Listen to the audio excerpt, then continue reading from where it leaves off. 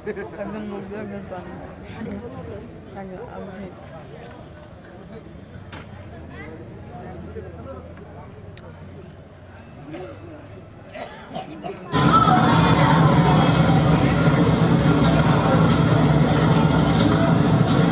কেমন আছো তোমরা? ভালো আছি স্যার। আজকে তোমাদেরকে পড়াবো জাতীয় কবি কাজী নজরুল ইসলামের লেখা আমি হব কবিতাটি। আমি হব সকালবেলার পাখি, আমি হব সকালবেলার পাখি, সবার আগে কুসুম বাগে উঠবো আমি ডাকি, সবার আগে কুসুম বাগে উঠবো আমি ডাকি। সূর্যি মামা জাগার আগে আমি জেগে, সূর্যি মামা জাগার আগে উঠবো আমি জেগে।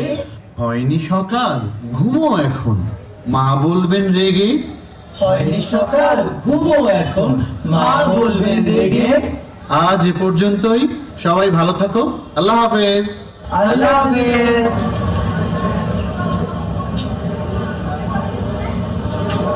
আসসালামু আলাইকুম বাচ্চারা, কেমন আছো সবাই? আলহামদুলিল্লাহ, আপনি? আলহামদুলিল্লাহ, আমিও ভালো আছি। তো বাচ্চারা, আজকে আমরা পড়বো আরবি, ঠিক আছে? তাহলে সবাই আমার সাথে পড়ো, কেমন? আলিফতে আল্লাহ, আলিফতে আল্লাহ, বাতে বাইতুল্লাহ, বাতে বাইতুল্লাহ, তাতে তাকওয়া। তাতে তাকওয়া। ঠিক আছে বাচ্চারা, আজকে এ পর্যন্তই, ঠিক আছে? জি স্যার।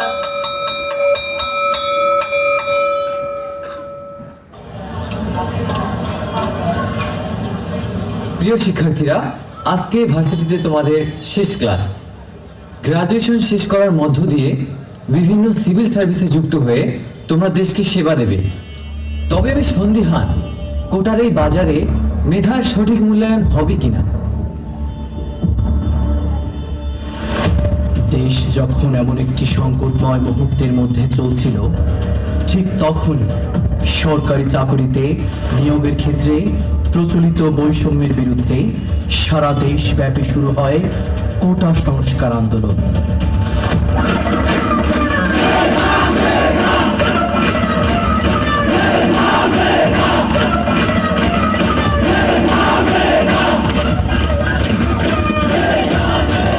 শিক্ষার্থীরা যখন রাজপথের আন্দোলনে ব্যস্ত, তখন ক্ষমতার মসনদে বসে তৎকালীন প্রধানমন্ত্রী শিক্ষার্থীদের উদ্দেশ্য করে উপহাসের স্বরে বলেন, তো কোটা আর মেধা তো এক জিনিস না। তার মানে কি মুক্তিযোদ্ধা সন্তান নাতিপুতিরা কেউ মেধাবী না, যত রাজাকার বাচ্চারা নাতিপুতি হলো মেধাবী, তাই না? তার এই বক্তব্যের জবাবে আন্দোলনে যুক্ত হয় এক নতুন ঐতিহাসিক স্লোগান,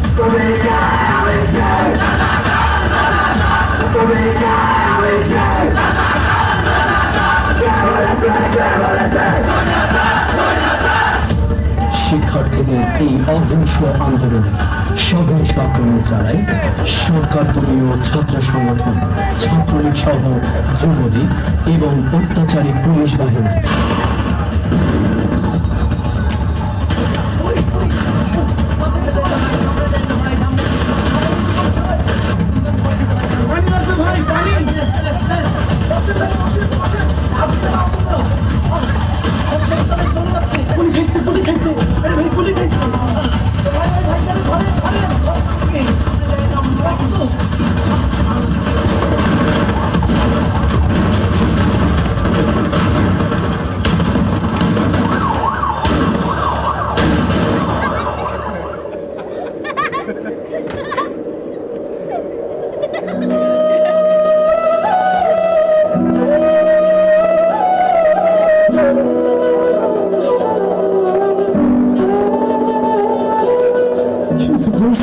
আমাদের আমরা তো ন্যায্য অধিকার চেয়েছিলাম, বিনিময়ে আমাদের হাফিদের লাশ বানিয়ে দিল।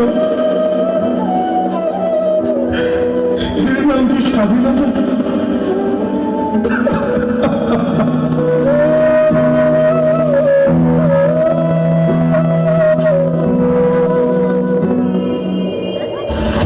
আমরা এসেছিলাম আমাদের 9 দফা দাবি আদায় করার জন্য, কিন্তু বিনিময়ে আমাদের ভাইদের লাশ জমিনে পড়েছে। আমাদের রক্ত জমিনে পড়েছে। আমরা আর ঘরে ফিরে যাব না। আমাদের এখন আর 9 দফা নয়, আমাদের এখন দাবি 1 দফা। দফা এক, দাবি এক, স্বৈরাচারের পদত্যাগ, দফা এক, দাবি এক, স্বৈরাচারের পদত্যাগ, দফা এক, দাবি এক, স্বৈরাচারের পদত্যাগ, এক দফা এক দাবি, স্বৈরাচার কবে যাবি, এক দফা এক দাবি, স্বৈরাচার কবে যাবি।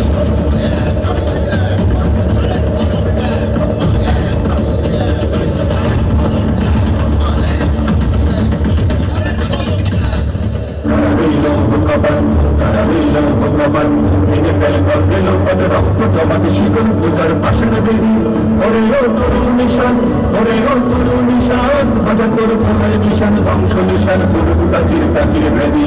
কারা রইল ভগবান, কারা রইল ভগবান, কারা রইল ভগবান, কারা রইল ভগবান।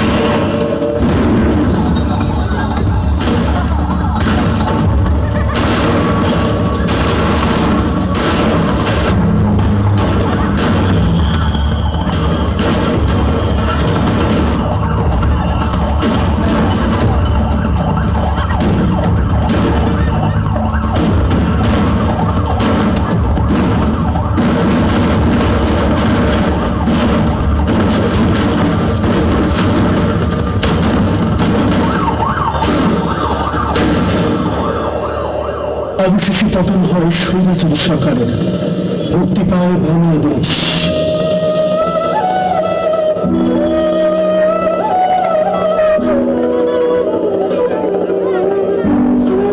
আমাকে আমাকে চিনতে পারছেন আপনারা? আমি আমি সেই ছোট্ট সামির, যার চোখ দিয়ে গুলি ঢুকে মাথার পেছন দিকে বের হয়ে গিয়েছে। আমার কি দোষ ছিল বলুন তো? আমি তো শুধু জানালা দিয়ে একটু বাইরে তাকিয়েছিলাম। এটি কি আমার অপরাধ?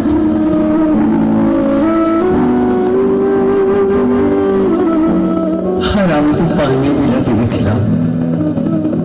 পানির অপরাধ নাকি জীবন, শেষে যে নিজের জীবনটাই বেরিয়ে আসতে হলো। আমাকে মনে আছে আপনাদের? আমি আপনাদের মুগ্ধ। পানি লাগবে? পানি ভাই, পানি লাগবে? পানি।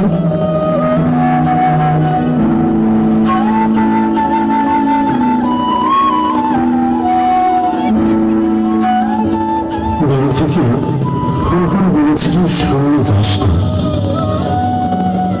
ওরা তোকে মেরে ফেলবে। ছোট বোনটা কত করে বললাম, ভাই তুই সাবধানে থাকিস। 11 তারিখ ওরা যখন আমাকে মারল, ওরা ভেবেছিল আমি হয়তো দৌড়ে যাব, কিন্তু আমি দৌড়ে যাইনি। আমার বুকে কেমন যেন একটা অদ্ভুত ঝড় তৈরি হয়েছিল। ওরা বোধহয় ওই ঝড়টাকেই ভয় পেয়েছিল। বুকের ভেতর তরুণ ঝড়, বুক পেতেছি গুলি কর।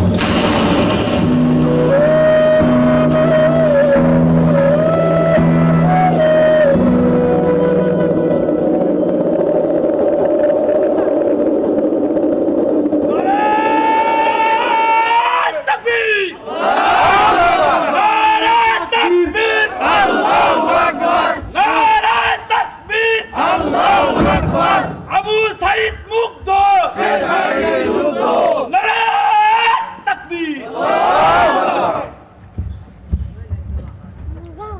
সম্মানিত দর্শক শ্রোতা, কেমন লাগলো?